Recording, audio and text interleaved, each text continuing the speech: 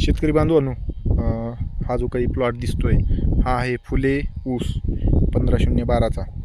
तर निरीक्षण घ्या सर्वच ठिकाणी, सर्वच जातीमध्ये.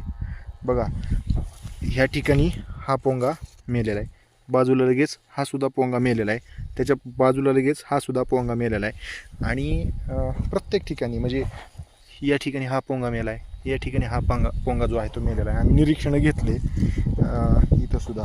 साहेब, आता मला सांगा, आपण एकाच ह्या म्हणजे लय झालं 1 स्क्वेअर फूट ह्या एवढ्या फक्त जागेमध्ये पोंगे काढले, पोंगेमर झालेली आहे मोठ्या प्रमाणामध्ये. तर कुठल्या कुठल्या प्रकारच्या आळ्या तुम्हाला आता निदर्शनास आल्या, थोडं सांगा, दाखवा. गुलाबी आळी, हां, ही जी आहे गुलाबी, हे साहेबांच्या हातात जी आहे तर ही गुलाबी रंगाची ही आळी आहे. ही मेजर गहू पिकामध्ये येते. तर हिचा आउटब्रेक आपल्या ऊसामध्ये जास्त झाला आहे किंवा वाढायला चालू झाला आहे. आता ह्याच्यामध्ये सुद्धा इकडचं एका पोंग्यामध्ये सुद्धा तीच मोठी झालेली गुलाबी रंगाची चाळी होती. आता हा जो आहे तो हा पोंगा थोडासा हे करा, हे आता हे जर आपण पाहिलं तर ह्याच्यामध्ये सुद्धा पोंगेमर्जी झालेली आहे, मी दाखवेन. तर ही जी आळी आहे ही लवकर येणाऱ्या खोडकिडीची ही आळी आहे. अशी पांढरुकी गुलाबी रंग, पांढरुकी आणि पिवळसर, आणि त्याच्यावर विटकर रंगाच्या छाटा ज्या आहेत त्या अशा पद्धतीने असतात. वाटलं तर ह्याला बाजूला काढू आपण.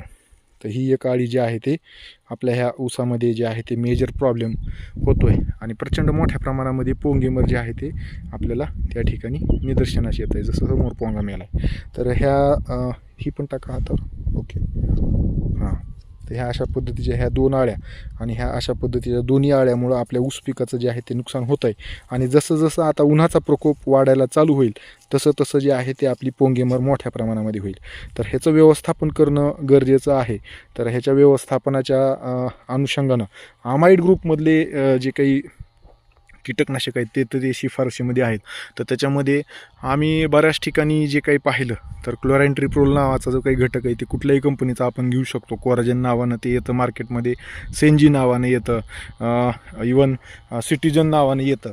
तर त्याची आळवणी जर आपण ह्या ठिकाणी केली अशा पद्धतीनं, ह्याच्यामध्ये जर एक किमान 300 लिटर पाणी घेतलं आणि त्याच्यामध्ये 1 एकर क्षेत्रासाठी 150 मिली हा क्लोरॅन्ट्रिप्रोल म्हणजेच कोराजेन जर आपण घेतलं आणि त्याची व्यवस्थित आळवणी केली आणि नंतर जर पाणी दिलं तर हे पूर्णपणे ह्या मुळांद्वारे जे आहे ते शोषित केल्या जाईल आणि पूर्ण झाड विषारी होऊन इथून पुढं जे काय होणारा प्रादुर्भाव आहे तो आपण त्या ठिकाणी थांबवू शकतो.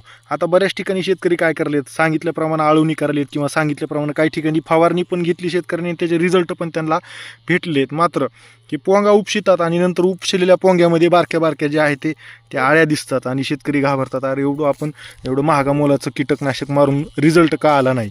तर ते शेतकरी बांधवांना आणखीन एक मी ह्याच्यामध्ये दाखवेन की, तर जसं आधी मी म्हटलं तसं हे जे आहे ना, हा सगळा खाऊन घेतलेला पार्ट असतो, मेलेला भाग असतो, आणि त्याच्यात जी काही छोट्या छोट्या आळ्या दिसत आहेत शेतकरी बांधवांनो, ते आपल्या ऊसाचं नुकसान करत नाहीत. किंवा फवारणी केल्याच्या नंतरही तुम्हाला ह्या आळ्या छोट्या छोट्या ज्या आहेत ते दिसतील, तर त्या आळ्या म्हणजे सॅक्रोफायटिक आळ्या आहेत आणि त्या आपल्या ऊसाचं नुकसान करत नसतात. हे मेलेल्या पार्टवर त्या जगत असतात. त्याच्यामुळे त्याला घाबरून डबल आणखीन लगेच आता का इथं ही जी दिसायलेलं आहे, आणखीन एकदा थोडंसं व्यवस्थित झूम करून मी दाखवेन.